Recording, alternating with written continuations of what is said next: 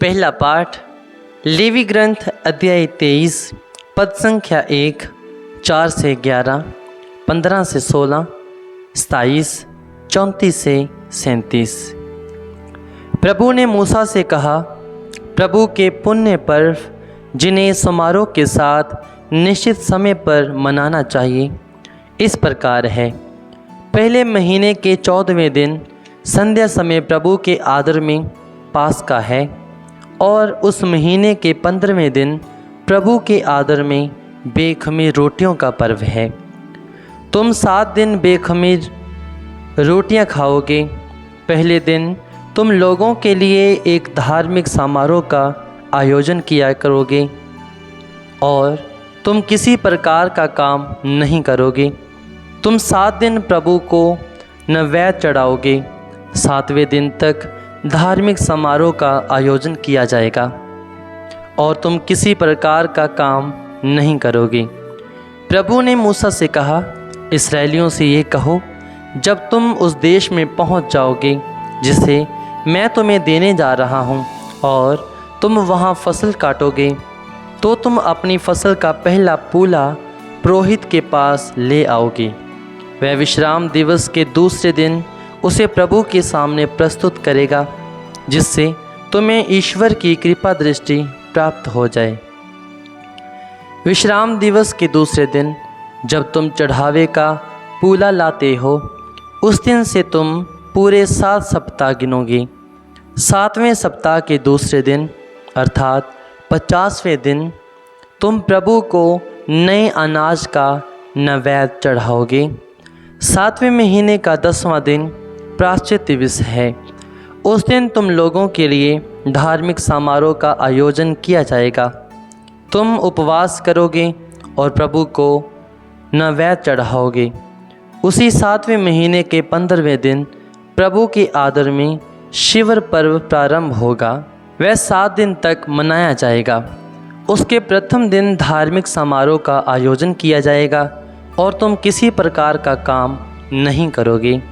तुम 7 दिन प्रभु को नैवेद्य चढ़ाओगे। 8वें दिन तुम लोगों के लिए धार्मिक समारोह का आयोजन किया जाएगा और तुम प्रभु को नैवेद्य चढ़ाओगे। उसी दिन समापन समारोह होगा और तुम किसी प्रकार का काम नहीं करोगे। ये प्रभु के पर्व हैं जिनमें धार्मिक समारोह का आयोजन करोगे और प्रत्येक के विधि के अनुसार प्रभु को नैवेद्य, होम, बलिदान और तर्पण चढ़ाओगे। ये प्रभु की वाणी है। ईश्वर को धन्यवाद। भजन अनुवाक्य। हमारे शक्तिशाली ईश्वर का जयकार करो। अनुवाक्य। हमारे शक्तिशाली ईश्वर का जयकार करो। नया गीत गाओ, डफली बजाओ, सुरीली वीणा तथा तानपुरा सुनाओ। पूर्णिमा के दिन, हमारे उत्सव के दिन, नए मास के तुरही बजाओ। अनुवाक्य। हमारे शक्तिशाली ईश्वर का जयकार करो।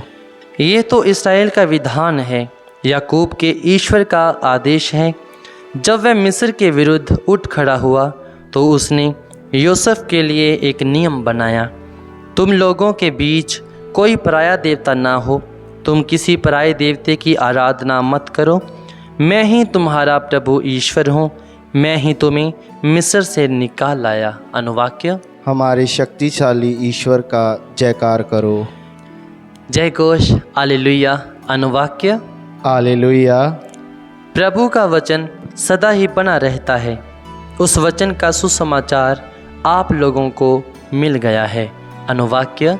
हालेलुया। संत मती के अनुसार पवित्र सुसमाचार अध्याय 13 पद संख्या 54 से 58 तक। यीशु अपने नगर आए और लोगों को उनके सभागृह में शिक्षा देने लगे। वे अचंभे में पड़कर कहने लगे, इसे यह ज्ञान और यह सामर्थ्य कहाँ से मिला? क्या यह बढ़ई का बेटा नहीं है? क्या मरियम इसकी माँ नहीं? क्या याकूब, यूसुफ, सिमोन और यूदा इसके भाई नहीं? क्या इसकी सब बहनें हमारे ही बीच नहीं रहती? तो यह सब इसे कहाँ से मिला? और वह यीशु में विश्वास नहीं कर सके। यीशु ने उनसे कहा, अपने नगर और अपने घर में नबी का आदर नहीं होता। लोगों के अविश्वास के कारण उन्होंने वहाँ बहुत कम चमत्कार दिखाए। यह प्रभु का पवित्र सुसमाचार है। ख्रिस्त की जय।